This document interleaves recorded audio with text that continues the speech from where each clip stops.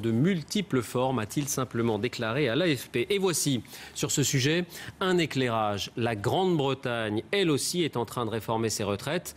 Là-bas, c'est un autre monde, un autre système aussi, et beaucoup se sont fait à l'idée de travailler jusqu'à 65, voire 70 ans. Un reportage à Londres, Jacques Cardo, Stéphane Guillemot.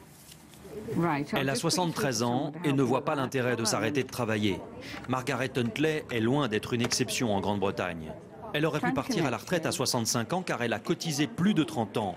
Mais elle a demandé et obtenu le droit de travailler au-delà car son emploi n'est pas fatigant. Le boulot me plaît bien, j'aime bien travailler, cela me convient parfaitement. Le cas de Margaret va devenir la règle. Car dans ce pays où le régime par capitalisation prévaut sur le régime général, les pensions sont parfois faibles. Mais si les Britanniques acceptent ces changements sans broncher, ce n'est pas seulement pour une question d'argent. Cet employé avance l'argument de la discrimination. On ne vous retire pas le permis de conduire à 65 ans. Pourquoi vous empêcherait-on de travailler? Certains veulent travailler plus longtemps, c'est vrai, mais quand vous n'avez pas d'argent, vous n'avez pas le choix parce que votre pension est trop faible. Sans opposition politique, David Cameron a donc décidé d'aller encore plus loin.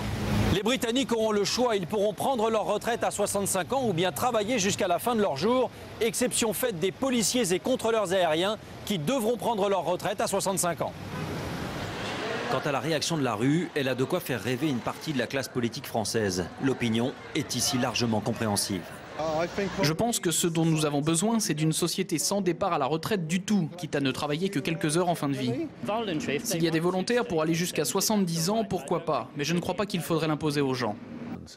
En fait, selon une enquête, 90% des Britanniques préféreraient que l'aptitude physique soit prise en compte plutôt que l'âge. C'est exactement le sens de la réforme à venir. Un dernier mot à propos de l'actualité sociale, on l'évoquait hier, les terminaux pétroliers de Fos-sur-Mer et de l'Aveyra, près de Marseille, sont restés bloqués.